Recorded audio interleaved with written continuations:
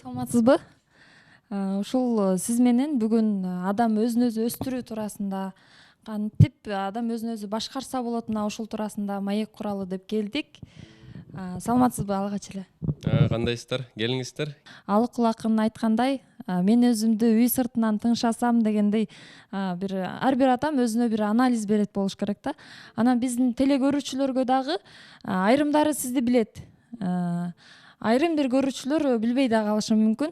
Анан өзүңүз жөнүндө маалымат берип кетсеңиз, андан сырткары баягы өзүңүзгө бир мындайча айтканда жыйынтык иретинде кандай иштерди аткардыңыз, мына ушул туурасында дагы айтып кетсеңиз анда. Саламатсыздарбы, урматтуу көрөрмандар. Менин атым Чыңгыз Исмаилов. 7 китептин автору болом. 12 жылдан бери адамдарга ийгиликке жетүүгө багыт берип келатам. Андан сырткары ошол турак жай маселе, үй боюнча иштерди алып келебиз. Абдан жакшы. Бүгүн сиздин ошол ийгилигиңиз туурасында, анан адам баласы негизи эле өзүн өзү башкаруу кыйын экен да. Мына ушул туурасында маек курабыз.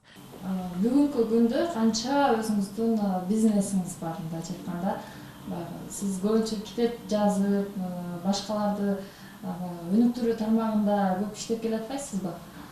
Ал эми өзүңүз дагы практика жүзүндө канчалык деңгээлде ишке ашырдыңыз деген суроо болушу мүмкүн да көрүүчүдө. Ооба, туура. Негизи мен университетке киргенде, кыргызча, орусча мектепте көп алмаштырып окуп калдым да. Ошондуктан Славянский университетке өткөндө элдин алдында жакшы сүйлөй албай, бир тилде оюмду билдире албай калдым да. Ошондо чечендик өнөр деген сабак жардам берет экен бугачы. Ошол маалда 2007 жылы андай сабактар жок болчу да. Ошон үчүн мен видео роликтерден көрүп, китептерден көрүп өзүм түзгөм. Ошол чечендик өнөрү элдин алдынан оюңду түшүндүрүп берүү дегендичи. Анан ошол университетти бүткөндөн кийин эл катары эле жумушка кирдим да. Жумушка кирип, биринчи айлыгым болгону 8.000 сом болгон да. Анан ошондо ушул акчам эмнеге жетмек эле, бир нерсе кылыш керек экен деп ойлоно баштадым. Анан ошондо эң мындай менин билимим бар, нолдон баштап бизнес системасы бул жана жарнама агенттиги болду да. Ал жактан клиенттерди таап, аларга жарнама сатчубуз да. Ошо наружный реклама деп коет, реклама на транспорте деп коет. Көрүп калсаңар керек, жана автобустун үстү чапталып жүрбөйбү? Ошону биз кылчубуз да. Анан бул действительно ошол маалда бул жаңылык болгон да. Жаңылык болгон үчүн биз жакшы клиенттерди таап, көп эле акча иштедик. Ошонун үстүнөн мен билим жакка жакын болгондуктан сразу тил курстарын ачтык. Английский, немецкий, китайский. Ошол тил курстарын ачып жүрүп, анан жарнама агенттигине убакыт жетпей, курстарды жакшы алып кете албай, ошол курстарын саттым да. Анан көрдүм, көрсө бизнести түзүп, аны раскачивать этип, көрсө аны бизнести да сатса болот турбайбы деп. Ошентип көп бизнес түзүп, эгерде меники болбосо, убакытымды көп алып атса, мен сатып койчумун да, оңой элечи. Ошентип 10дон ашык бизнести түзүп, 10дон ашык бизнести саттым. Анан мага эң жаккан эле нерсе бул адамдын мисалы үчүн бир көйгөйлүү, өзү көрө албаган бир тоскоолдуктар бар да. Ал тоскоолдуктар тышта эмес. Көп айтып атпайбы, обстоятельства мешает мне депчи. То есть сыртта эч кандай проблема жок, сыртта ситуация гана бар да. А ошо проблеманы түзгөн биздин көз карашыбыз болуп атат. Анткени биздин жанагы айрана чөйрөбүз, бизди баккан ата-эне өзүнүн тажрыйбасын, өзүнүн билимин гана бере алат да. Балким анын тажрыйбасы, билими чектелүү болгон. Биз аны эч качан билбейбиз да. Анан ошондой эле жана биз миллионер биздин ситуация көз карашыбызды караса, ал баа бере алат да. Сен аябай мындай тайыз жерде сүзүп жүрөсүң, мындай тереңирээк бар деп айта алат да, мындай элементарный нерселердичи. Анан биз өзүбүз көрө албай, ошол бир жерде эле кыйналып жүрө беребиз. Аябай көп иштейбиз, бирок эч кандай жыйынтык болбойт да. Ошондуктан жанагыл жашап келатып, көп иштеп, бирок жыйынтыгы жок, анан бир суроо берет адам өзүнөчү, мен туура эмес кылып атат окшойм. Бул бир жерден ката кетип атат окшойт. Ошондой адамдар өздөрү таап келет да. Вот ошолорго жол ачып берип турам да. Алардын туура эмес кылгандарын көрсөтүп, кайсы жакка барыш керек, күчтүү тараптарын аныктап, күчтүү тараптарын негизинде жеке ишкерликке жардам берем да. Анан ошол ушул жерден суроо келип турат. Бул көбүнчө адамдар бизнес баштагысы келет, а бирок акчам жок дейт. Акчам жок, эми ошол бизнес башташ үчүн баары бир акча керек экен. Мен негизи акчам болсо кыйын бизнес башкарып кетмекмин деген ойду көп айтып келишет. Ошо туура эмес. Бул вообще туура эмес да. Эмнеге дегенде, жанагы мынча акча болсо, ошол акчаны бул жака сала койсом, киреше көрөт элем деп көрөт да. Анан мейли деп туруп, миллион сом берип кой ошол адамга. Бир айга жеткирбей, туура эмес колдонуп, короп салат да. Аны иштете албайт. Мына мисалы үчүн бир чашка, алдыгы чашка деп кой. Ушуга 1 литр суу куйсаңыз, ушу чашканын көлөмүндөй гана суу калат, калганы куюлуп кетет да. Адамдардын ой пикири, кең пейили, тажрыйбасы так ушу чашкадай эле болушу мүмкүн. Анан канчалык киреше куйба, кирбейт да. Ошол өзүнүн деңгээлинде гана нерсе калат, уюткуч. Калганы чыгып кетет. Ошон үчүн адам биринчи иретте ийгиликтин аркасынан куубай, биринчи өзүн өзү өнүктүрүш керек да. Өзүн өзү өнүктүрүү дегенде бул жерде жөндөмдүүлөрдү көбөйтүш керек. Мына максатты туура койгон жөндөмдүүлүк, убакытты туура пайдаланган жөндөмдүүлүк, элге татаал нерсени жөнөкөй тил менен сүйлөп түшүндүрүп бергенде бул жөндөмдүүлүк. Ушул толтурада именно ушул жөндөмдүүлүктөрдү биз мектептен дагы, университеттен да үйрөтпөйт. Ошондуктан биздин жарандар көз карашы туура эмес калыптанып калганда, бир аз акча болсо эле, ошол акчаны эмне кылаарын билбей той берип салат да. Той берип жок кылып коет, анан кайра отуруп калат. Ушул жерден бүгүнкү учурда тойлор көп чын эле. Андан кийин той аз келгенсип, шериңилер, ар кандай кичи, чоң, ушундай өзүнүн бир чөйрөлөрү бар. Ошол чөйрөлөр менен чын эле кирешеси аз болсо дагы тойлоп эле жүргөн адамдар көп да. Анан тойлоп болуп турсун деп коюшат. Бул нерсеге кандай көз караштасыз? Эмне кылышыбыз керек? Биз чын эле ушул тойлоп жүрүшүбүз керекпи, же болбосо бир ушул нерсеге бир чектөө коюш керекпи? Кандай пикирдесиз? Мен өзүмдүн көз карашымда, мен муну 2008-жылы биринчи китеп жазганда эле жазгам. Кыргыздарды курнамыстык анан тойлор жакыр кылып атат депчи. Адамдардын акчасы жок, өзү араң нан таап атса дагы барып кредит алып, той берип, элге мактангысы келет да. Бул өтө туура эмес деп ойлойм.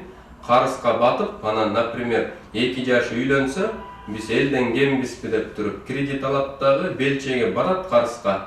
Анан кайра төлөш керек да карызды. Россияга барат, иштешет, экөөнүн мамилеси бузулат, тарап кетет. Ошентип эле азыр миллиондогон биздин жаштар чет өлкөгө барып, ажырашып, 2-3 мындай ойноштук кылып, жаман болуп атат да. Жагдайчы, ал жакта да командировкага барып калам, көз көзүм менен көрүп атам да. Ошондуктан курнамыстыкты тыштап эле, алына жараша эле, үйгө эле конок чакырып, ошентип бүтүрсө болот да. Мына мисалы үчүн жакын арада жаңы тойлор кошулуп кетти да. Мурун аз эле болсо, азыр мына кыз uzatуу өзүнчө той болуп калды. Анан чыгылып айта берсең сөз көп да. Ал жакта жанагы тойкананын ээлери гана байыйт. Алар мындай түзүп коет, бир аз акча салып коет, болду да. Анан ошону кармушка кылып, ошол жерден акча көрүп, элдердин курнамыстыгынын пайдасынан акча көрөт да. Демек, мунун баары негизи эле ар бир адам өзүн өзү башкара билсе, анан ошондон коом түзүлүп атпайбы? Коом дагы, мамлекет дагы өзүн өзү башкарып, бир ийгиликке жетет деген ой келет да баарыбызгачы. Адам өзүн өзү башкаруу чын эле ушунчалык кыйынбы? Кандай? Биринчи иретте адамдар приоритетти туура коюш керек. Мына мисалы үчүн менин ата-энем ушинтип жашап келген, балким алар мени жашаганды үйрөттү, бирок балким туура эмес бир жерден ката болгон.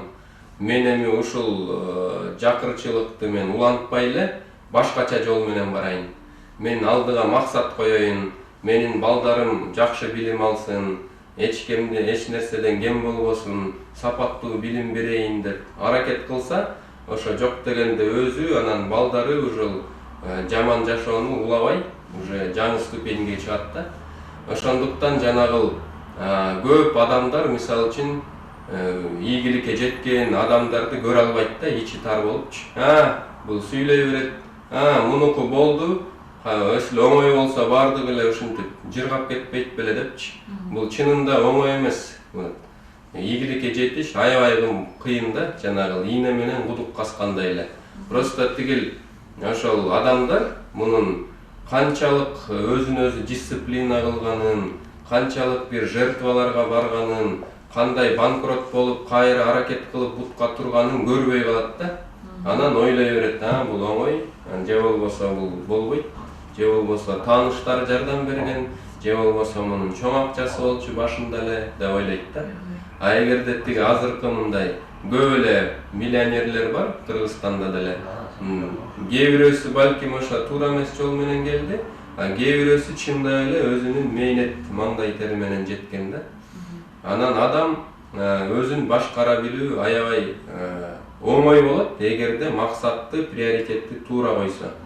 Эгер максатты, приоритетти туура эмес койсо, өзүн-өзү кыйнай берсе, мисалы үчүн кээ бир адамга жанагы тренажеркага барып, булчуң өстүргөн өзүнүн табиятына жакпайт да. Ал тренажерга барат, эртең менен саат 6-га барат, өзүн кыйнайт 3 саат. Анан жыйынтык болбойт да. Андан көрө ал башка күчтүү тарабын аныктап, ошол жагын өстүрүш керек да. Балким ал бийлегенди жакшы билет. Бийлесин, ошо эртеден кечке бийлей берсин, анан өзүңөр деле көрдүңөр. Атай Өмүрзаков дүйнө жүзүнө азыр атактуу болуп жүрөт да. Ошондуктан өзүң табиятыңа, ички дүйнөңө жакпаган нерсени жазабайлабай, убакыт кетирбейлебай, өзүңдүн күчтүү тарабыңды аныктап, ошону 10 эсе дагы чеберчиликке жет да. Ошондо ийгилик болот. Ал күчтүү тармакты кантип аныктаса болот? Күчтүү тарапты оңой эле аныктаса болот. Мына өзүңөргө суроо бергиле. Силерге бир жума эс ал деди да, эчтеке кылбай эс ала бер деди да. Bir gün es alasыз, уктайсыз, 2 gün es alasыз, 3 gün es alasыз, 4-cü günü jinde болуп баштайсыз да. Анан кылба десе деле бир нерсени кылып баштайсыз. Ошол кылып баштаган нерсе, значит, сиздин күчтүү тарапка жаккан нерсе да. Ошону кыла башташ керек, уже профессионалдуу түрдө. Мисалы үчүн мен башында эле адамдарга оор нерсени оңой кылып түшүндүрүп берген жакчы да. Ошон үчүн мектептен эле жанагы 2 двоечниктер мени жаныма келип алып эле совет ала берчи да, муну кантебиз, тигинтебиз, анан мугалим оор түшүндүргөн эмен оңой түшүндүрүп берчимин да. Ошентип университеттен деле келет да. Анан азыр деле мына мисалы үчүн мен бир убакыт болуп калганда бир телефонго эле видео тартып эме салып коем да, мисалы үчүн YouTube каналы. Анан канчалык элдерге ошол действительно жардам берип, рахматын айтат да көбүчү. Анан кандай дагы болсо бир дагы адамдын бир жашоосу оңолуп калды деп кичине жакшы болуп каласың да. Бүгүнкү учурда сиз 30 жаштасыз, 31ге 9-декабрда как раз 2-3 күн калды да, 31ге чыккан. Үй бүлөлүүсүз, балаңыз бар? Үй бүлөлүүмүн, бир уул, бир кызым бар. Жашоодо негизи чын эле 30 жашта айрымдары өзүнүн ордун таппай жүргөндөр да бар. Дагы мындайча айтканда 40 жашка келгенде деле өзүнүн ордун таба албай ушунчалык кыйналгандар көп да. Сиз болсо канча жашыңызда өзүңүз китеп жаздыңыз? 21 жашымда биринчи китеп чыгардым да. Бул мен ойлойм просто чындыгында адам өзү бардыгын кыйын жазабы көрүп алат экен да, бардыгы кыйын деп татаалдаштырып алат экен жашоонучу.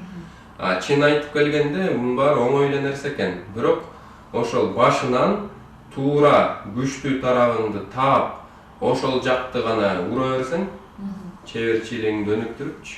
Ошондо бүт тараптан ийгилик болот экен. Үй бүлөңдү, жашооңду, финансы жагынан жана башка тараптардан. Көбүнчө биз ыңгайлуу зонага кирип алабыз. комфортный зона деп айтпайбыз орус тилинде. Көпчүлүгү мисалы ойносом, күлсөм, жыргап эле жүрсөм дегендей ушундай пикирде. Жогоруда айткандай эле шеремелерге барат, тойлорго барат, уктайт. Айрымдары аракетчиликке да берилип кеткендери көп. Бир келген жашоодо жыргап алышыбыз керек деп айтышат да. Негизи Бунун арты эмнеге алып барышы мүмкүн?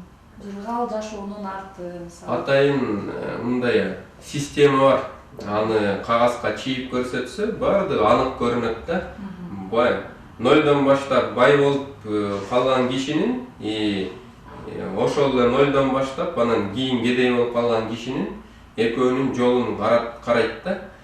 Көрсө жанагыл нолдон баштап кийин бай болуп калган адам 12 жаштан баштап эле биринчи акчаны өзү табат экен да. Бир нерсе сатат экен, бирөөгө барып жумуш кыла коет экен. Ошол тапкан акчасын өзүнө сарптап удовольствие алат экен да. Өз эмгегим менен акча тапсам жакшы турбайбы деп иштей баштайт экен.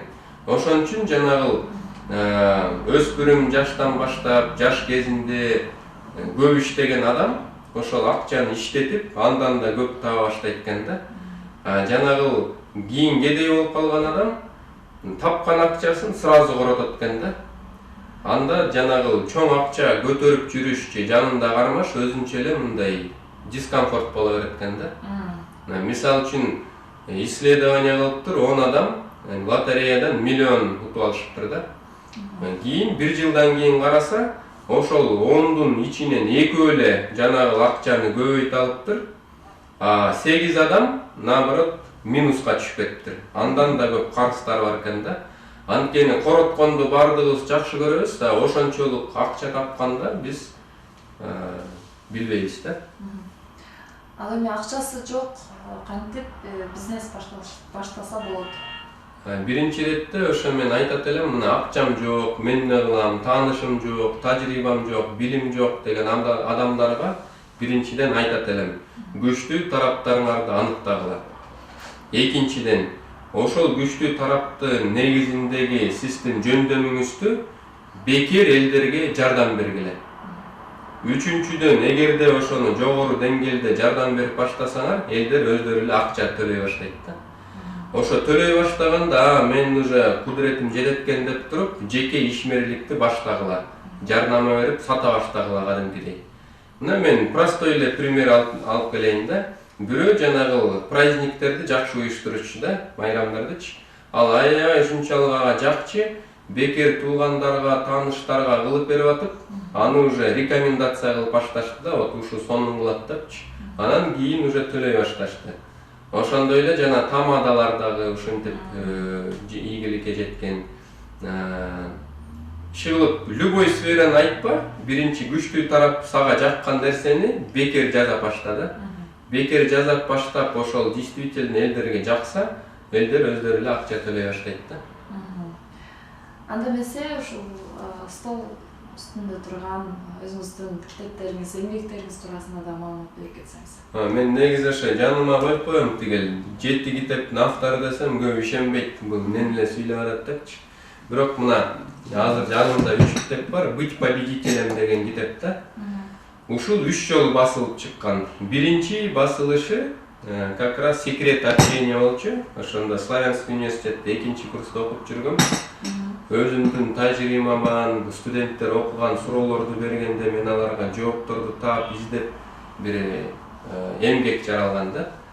Ошол болгон 200 нускадан сатылып кетти бат эле. Анын үстүнө дагы толуктап ийгилик жолу деген китеп жазылган да. Анан ал 1000 нускада чыккан, ал дагы сатылып кетип, бул 3-чү басылышы «Быть победителем» деп койдук. Ушунун эле кыргызча варианты «Ийгилик жолу» кыргыз тилинде да.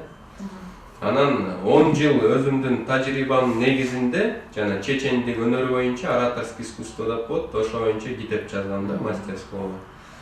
Анан Бул орус тилинде 2 китебиңиз, бирөө кыргыз тилинде турбайбы? Азыр жанымдагы ушулар да. Мындан да сыртка китептер бар. Бирөөсү буюрса жакын арада басылып чыгат, кыргыз тилинде, орус тилинде жана Орзубек Назаровдун боксер ирет чемпион да. Ошонун жашоосу, тажрыйбасы жөнүндө китеп жаздык. Андан сырткары атайын саясатчыларга мына саясатчылар булар деген элдин жүзү да. Алардын ар бир сөзү талдалып турат да. Не деп сүйлөп, не деп койду депчи. Ошол адамдар сүйлөө маданиятын билбей, бир туура эмес нерселерди сүйлөп алып, элдерге жаман көрүп, керек болсо карьерасынан жоготуп коюп атышат да. Атайын ошол саясатчылар туура сүйлөсүн, өзүн туура алып жүрсүн деп, ошолорго арнап кетип жаздым да. Эми буйруса жазында чыгарабыз, пресс-конференция беребиз. Ошондо жок дегенде 100 саясатчы окуса дагы аябай жакшы пайда алып келет да мамлекетке. Абдан жакшы. Негизи эле ушул бүгүн биз адам өзүн өзү кантип башкарса болот деген теманын үстүндө гана маек куралы дегенбиз. Бирок чын эле ушул жерге келгенде, сиздин бир өзүңүздүн офисиңизге келгенде суроолор уландан уланба жаадырып атабыз. Негизи ушул биздин Санат телеканалы үчүн, андан сырткары YouTube каналы үчүн дагы Айдана Бектурган кызы деп өзүбүздүн каналыбыз бар. Ошол тарапта дагы көрүүчүлөр үчүн биз ушул өзүбүздүн бир жакшы таанып билүүчү программабызды тартуулайлы деп турабыз. Ушул алгачкы программанын каарманы сиз болдуңуз. Көрүүчүлөргө өзүңүздүн бир каалоо тилегиңизди, андан сырткары эмнени айткыңыз келет? Ошол өзүңүздүн ой пикириңизди айтып кетсеңиз. Саламатсыздарбы, урматтуу көрүүчүлөр, дагы бир жолдан. Мен сиздерге айтат элем, канчалык жашооңор татаал болбосун, азыр бир кыйын болбосун, эч качан чөкпөгүлө. Бир нерсени түшүнүп койгула да, бул бир эле жашоо, бир жолу келип, бул анан бейиш барбы, тозок барбы эч ким билбейт. Ошондуктан бир гана Кудайга ишенгиле, анан өзүңөргө ишенгиле да. Эч ким силерге келип жардам бербейт. Көп адамдар ойлойт да, бир бай киши келип, мен жашоомду оңдоп кетет деп, эч качан андай болбойт. Бай кишилер силерге качан жардам берет? Качан сиздер өзүңөр ал адамга пайдалуу болсоңор, ошондо гана жардам берет да. Ошон үчүн өзүңөргө гана ишенгиле. Азыр кандай болсоңор дагы бир күчтүү тарабыңар бар да. Силер ойлой бересиңер, жок мен жөнөкөй адаммын депчи. Бирок ошончо дагы бир күчтүү тарабыңар болот. Ошол тараптын негизинде элдерге жардам берип баштагыла, анан көрөсүңөр ийгилик өзү эле келет. Сиздер менен Чыңгыз Исмаилов болду. YouTube каналында дагы сиздин ошол салган видеолоруңузду чын эле мен дагы көрүп турам. Ошо көрүүчүлөрдүн катарынан чын эле жөнөкөй тил менен, жалпак тил менен, анан үнүңүздү деле өтө жогору көтөрбөйсүз, акырын жай сүйлөйсүз. Микрофонду деле көргөн жокпуз, бирок жеткиликтүү. Мына ушунун сыры дагы өзгөчө болуш керек. Анан сиз жөнүндө баягы сыртыңыздан көрүп жүрөбүз, китебиңизди дагы окуп жүрөбүз дегендей.